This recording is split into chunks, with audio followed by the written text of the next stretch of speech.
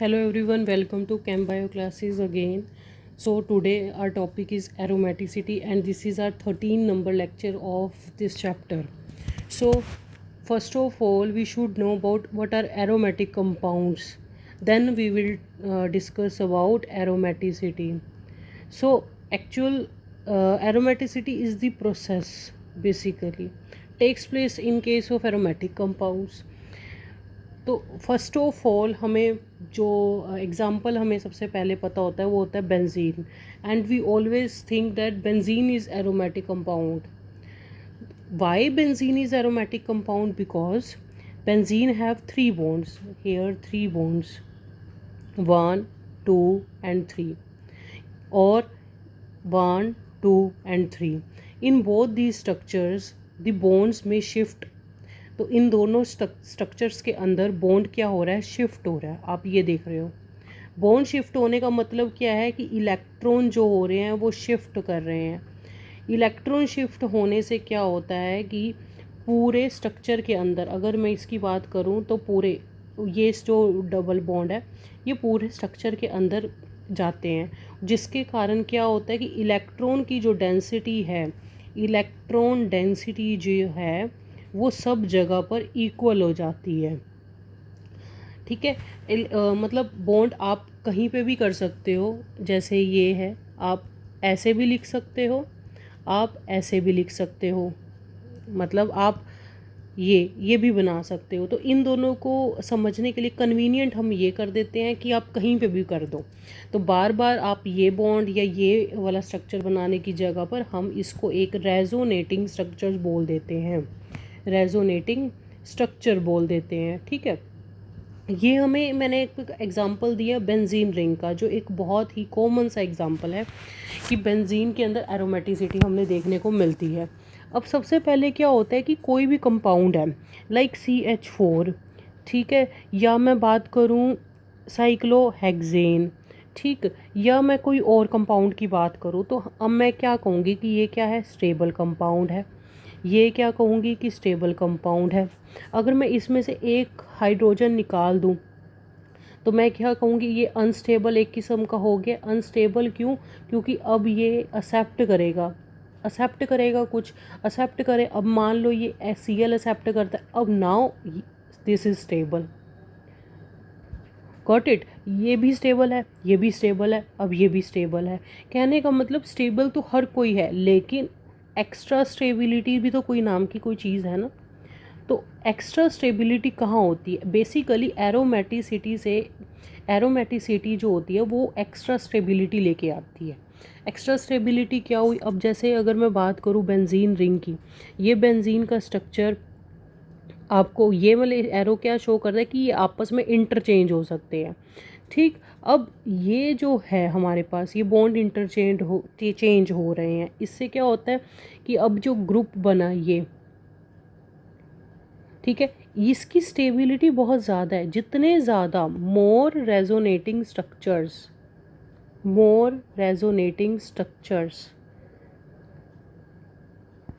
More stability. जितने ज़्यादा resonating structures होंगे उतने, मतलब 1, 2 जितने ज़्यादा होंगे, तो ये जो एक हाइब्रिड बन के आया है, हाइब्रिड स्ट्रक्चर बन के आया है, ये उतना ही ज़्यादा स्टेबल होगा. ठीक है. अब एरोमेटिक्स कंपाउंड जो होते हैं वो बेसिकली क्या होंगे? हमारे पास स्टेबल कंपाउंड्स हैं. अगर मैं एरोमेटिक की बात करूं, एरोमेटिक कंपाउंड की अगर मैं बात करूं, तो एक तो वो क्या होने चाहिए? स्टेबल कंपाउंड होते हैं. और दूसरा क्या होता है? फेवर करते हैं सब्स्टिट्यूशन रिएक्शन को, सब्स्टिट्यूशन रिएक्शन को फेवर करते हैं, और रेजिस्ट करते हैं एडिशन रिएक्शंस को. ये तो चलो इनके बारे में बेसिक एक करेक्टरिस्टिक्स होगी, बट बेसिकली ये क्या करते हैं? Provide extra stability. Extra stability, basically ये एक्स्ट्रा स्टेबिलिटी को प्रोवाइड करते हैं. अब nature of organic aromatic compound का हमें देखने के लिए, तो एक हक्कल था साइंटिस्ट, हक्कल साइंटिस्ट ने क्या बताया कि एरोमेटिक कंपाउंड्स क्या होते हैं? सबसे पहले क्या होता है? साइक्लिक होता है. Number 1 feature cyclic. Number 2 completely conjugated होने चाहिए. ठीक है. और थर्ड है कि poses 4n+2 pi electron system, ये होना चाहिए। अब ये है क्या, अब इसके अंदर इंक्लूड करेगा ज़ीरो, मैं यहाँ पर लिख देती हूँ इंक्लूड ज़ीरो।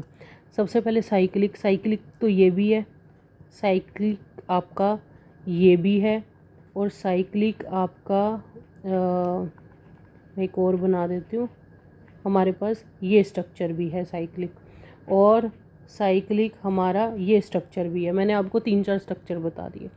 देखो इसके अंदर साइक्लिक है, फीचर साइक्लिक सारे हैं, लेकिन अगर मैं सेकंड कंडीशन की बात करूँ कंप्लीटली कॉन्जुगेटेड का मतलब क्या होता है कि ऑल्टरनेट डबल और डबल एंड सिंगल बॉन्ड हो, डबल एंड सिंगल बॉन्ड हो।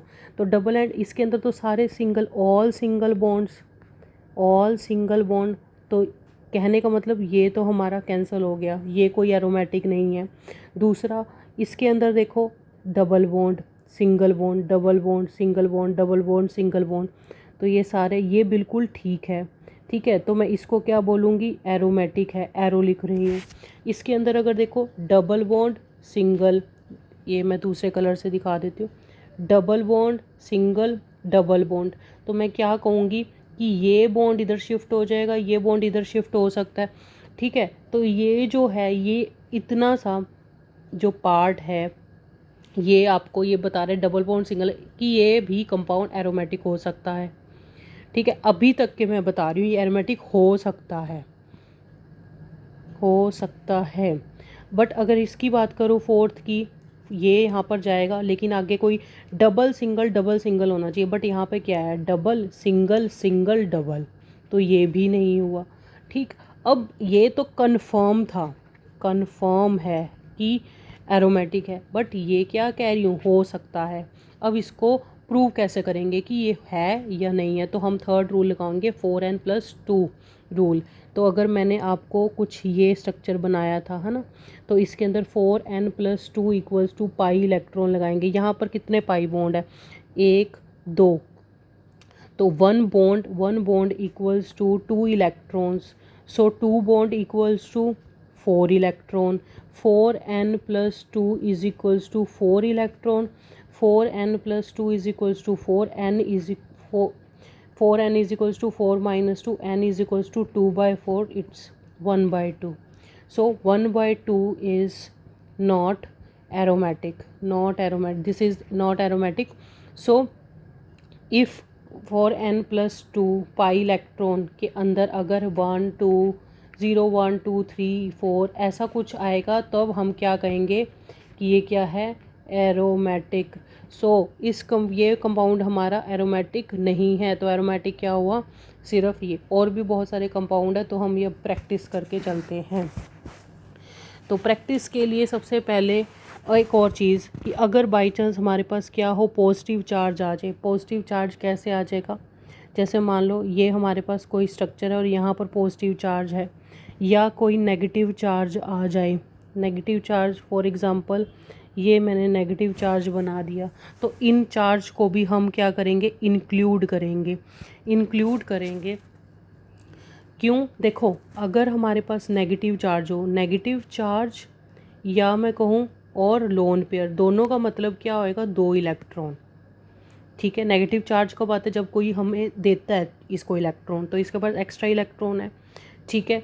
और अगर पॉजिटिव चार्ज हो तो उसका मतलब नो एडिशन, इसके अंदर तो कमी है, ठीक है। अब मैं आपको एग्जांपल दे के बताती हूँ, तभी आपको क्लियर होगा। सबसे पहले एग्जांपल ये बेंजीन सिंपल, यहाँ पर 4n+2 equals to pi electron हम लगाएंगे, 4n+2 is equals to 6, n is equals to 6 minus 2 is equals to 4/4 हो गया ये, ठीक है। तो मैं 4/4 डायरेक्ट कर रही हूँ, इज इक्वल्स टू 1, तो ये हमारे पास एरोमेटिक कंपाउंड आ गया, टिक मार्क मैंने लगा दिया, ठीक है। मैंने ये कंपाउंड लिखा है। अब ये देखो ये डबल बॉन्ड सिंगल बॉन्ड, फिर डबल बॉन्ड की जगह ये आ गया चार्ज, हमने इसको भी इंक्लूड करना है, तो 4n+2 is equals to pi electron, तो यहाँ पर कितने हैं, 1, ठीक है। इंक्लूड हम करेंगे इसको, पॉजिटिव चार्ज को इंक्लूड करना है, but no addition, no addition of electron, क्योंकि पॉजिटिव चार्ज के पास कोई इलेक्ट्रॉन नहीं होते।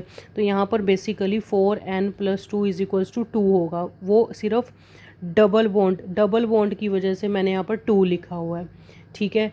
अब यहाँ पर मैं करूँ तो 4n is equals to 2 - 0, n is equals to 0 आ जाएगा हमारे पास बेसिकली। तो ये भी क्या है, एरोमेटिक है। ये भी क्या था, एरोमेटिक। अब उसके बाद एक और मैं बनाती हूँ, ये आ गया। अब ये क्या था, 4n+2 is equals to pi electron था, डबल बॉन्ड, सिंगल बॉन्ड, फिर इसको भी नेगेटिव चार्ज को भी हमने इंक्लूड करना है। अब ये इलेक्ट्रॉन भी यूज़ होगा, इसका भी। तो ये क्या आएगा, 4n+2 इज इक्वल्स टू 4 आ जाएगा। तो यहाँ पर 4n is equals to 4 - 2, 4n is equals to 2, n is equals to 2/4, 1/2। तो ये हमारा पास क्या है, एरोमेटिक नहीं हुआ। अब उसके बाद अगर मैं कुछ ऐसा स्ट्रक्चर लेके चलूँ तो यहाँ पर क्या आएगा, 4n+2 इज इक्वल्स टू 6 हो जाएगा। आपको पता है 2, 2 एंड 6, ठीक है। 2, 2 और 2 हो गए 6। तो 4n is equals to 4, n is equals to 1। ये भी हमारा क्या आ जाएगा, एरोमेटिक। उसके बाद एक ये स्ट्रक्चर आता है हमारे पास 1 2 3 4 5 6 7 वाला। तो 7 का ये आता है। तो कुछ लोग इसके अंदर ये ऐसे होता है ना, तो कुछ क्या करते हैं कि 4n+2 इज इक्वल्स टू 8 कर देंगे। तो इसके हिसाब से क्या आएगा, 8 - 2 इज इक्वल्स टू 6 हो जाएगा, n इज इक्वल्स टू 6/4 आ जाएगा। तो हम इसको कैंसिल कर देते हैं, बट ये पॉसिबल नहीं है।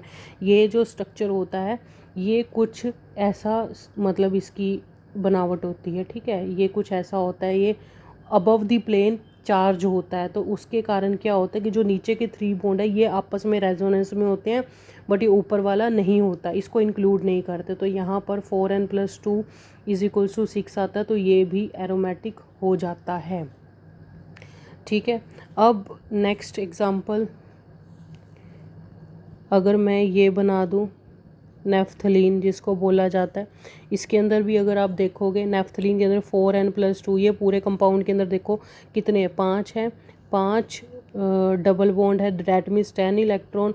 n is equals to 8/4 is equals to 4, 10 - 2 8 हो गया, 8/4 इज इक्वल 2, सॉरी, ठीक है। अब उसके बाद अगर मैं ये हमारे पास एग्ज़ाम्पल है एंथ्रासीन का, ठीक है। एंथ्रासीन के एग्जाम्पल के 4n+2 इज इक्वल्स टू 14 हो जाएगा, 14 is equals to n is equals to 3 आ गया। ये भी हमारे पास क्या है, एरोमेटिक है।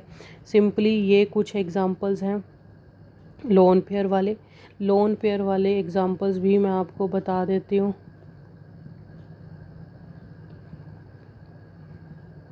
अब देखो इसके अंदर क्या करना है, ये हमारे पास क्या है, फ्यूरेन, ये हमारे पास थायोफीन होता है, और ये हमारे पास पायरोल होता है। स्ट्रक्चर बहुत इंपॉर्टेंट है।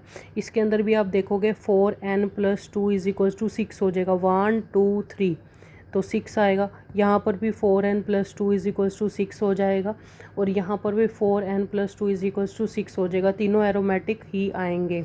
तो ये आप इनको काउंट करके निकाल सकते हो।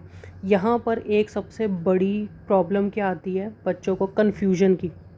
जैसे अगर ये स्ट्रक्चर है, ऑक्सीजन है, तो यहाँ पर 2 लोन पेयर होते हैं, बट मैंने यहाँ पर क्या लिखा, 4n+2 इज इक्वल्स टू 6 लिखा था। एक्चुअल में होता क्या है कि जो एक और एक ये 2 हैं, ये दोनों में से ओनली वन पेयर अवेलेबल होता है रेजोनेंस के लिए, अवेलेबल फॉर रेजोनेंस। जहाँ पर भी आपको 2 दिख जाएं, ठीक है, एनीवेयर, जहाँ पर भी आपको 2 लोन पेयर दिख जाए तो उनमें से ओनली 1 रिस्पॉन्सिबल होता है, ठीक है। सिर्फ एक ही जो है वो इन्वॉल्व होगा, दूसरे वाला इन्वॉल्व नहीं होता। तो इसलिए हम यहाँ पर 6 लिखते हैं। अगर आप यहाँ पे देखा होगा, यहाँ पर भी मैंने 6 लिखा है और यहाँ पर भी 6 लिखा हुआ है, तो इसमें कन्फ्यूजन नहीं होनी चाहिए, ठीक है। तो अब क्या है, हमें बेसिकली ये पता होना चाहिए जो जो साइक्लिक कंपाउंड्स हैं, साइक्लिक, और जो कम्प्लीटली कॉन्जुगेटेड सिस्टम है, जैसे कि सिस्टम, इसकी जो स्टेबिलिटी और इसके ए साइक्लिक की जो स्टेबिलिटी है, ए साइक्लिक ओपन चेन की जो स्टेबिलिटी है, ठीक है। कहने का मतलब अगर ये इसकी स्टेबिलिटी ज़्यादा हो तो वो क्या होते हैं, एरोमेटिक कंपाउंड्स, क्योंकि एक्स्ट्रा स्टेबिलिटी आ गई ना उसके अंदर।